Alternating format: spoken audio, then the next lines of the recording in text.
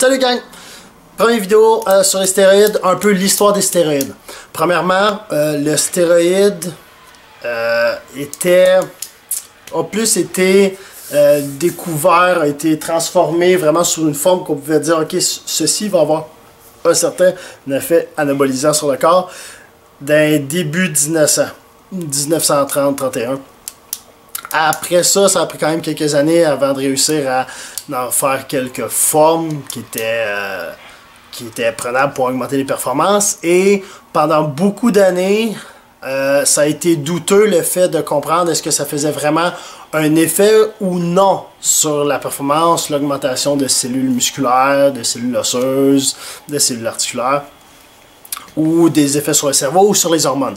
Ça a été très long jusqu'à peut-être les années 1970. Peut-être, ouais, même un peu fin 70. Où ce que là, ça a commencé à être plus démontré à partir des années peut-être 80, où ce que ça avait réellement un effet. Il y avait un effet fort anabolisant et androgénique. Puis je vous parlais dans une autre vidéo qu'est-ce qu'on veut dire par anabolisant ou androgénique. Sur le corps, ok? Malgré, il y a eu beaucoup de gens qui en ont profité quand même et qui en consommaient déjà des années début 70, puis on voyait flagrant qu'il y avait un effet, sauf qu'il y avait des études qui étaient faites placebo où on faisait croire aux gens qui en prenaient, pendant qu'ils en prenaient pas, puis qu'il y avait quand même une augmentation de performance. Les études n'étaient pas par contre précises, là, fait les gens n'étaient pas clairs là-dessus sur est-ce que ça faisait quelque chose ou non. Fait qu'à partir des années 1980, ça a été beaucoup plus clair, très utilisé. Il y a eu beaucoup de sortes qui ont sorti dans ces années-là, entre peut-être 1970 puis 1990, je dirais, là, je sais plus par cœur les dates, où ce que là, il y a eu plein de formes qui ont sorti, et encore à ce jour, il y a beaucoup d'études qui se font là-dessus, beaucoup de tests qui se font là-dessus, et il y a encore des nouvelles sortes, des nouvelles choses, des nouveaux dérivés qui sortent, et la ligne est beaucoup plus mince qu'elle l'était avant entre des produits qui sont considérés légaux et utilisables, okay, selon les réglementations de la consommation de drogue dans le domaine du sport, et un stéroïde. La ligne est très très mince parce que les produits sont rendus tellement avancés, tellement poussés, qu'ils vont aller chercher une performance précise, un point précis dans le corps, sans nécessairement jouer avec certains aspects comme les hormones du corps.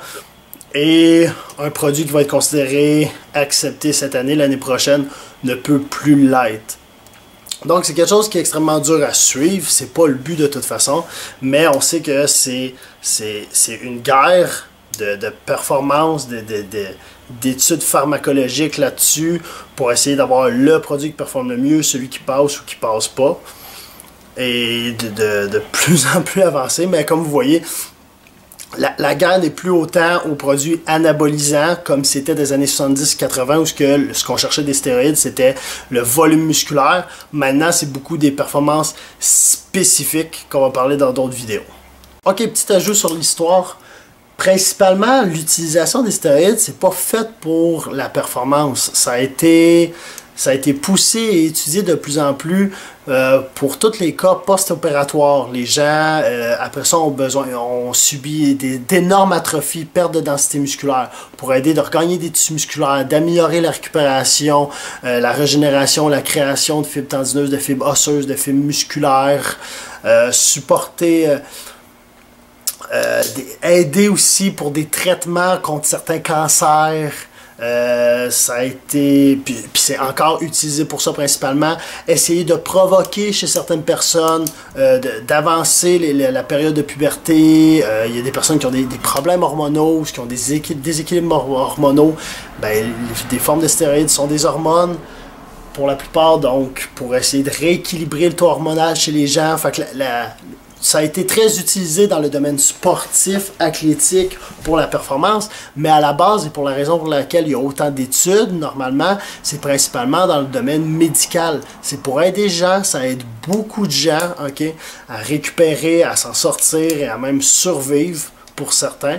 C'est juste que ça a été dérivé vu qu'on voyait qu'il y avait des moyens de performer en conséquence. Petite histoire courte aussi, même chose pour l'histoire de la protéine en poudre. Si vous regardez les vidéos de Whey, ça a été principalement fait pour ceux qui ne consommaient pas assez de viande ou de sources de protéines. Les personnes âgées, ça les aidait beaucoup. Puis on a remarqué que c'est un supplément qui était très bon pour les personnes qui s'entraînent pour avoir une plus grande quantité de protéines. Fait que c'est sûr que dans le domaine de la performance, on va toujours s'approprier des produits qui peuvent aider un moyen de performer. Ciao gang!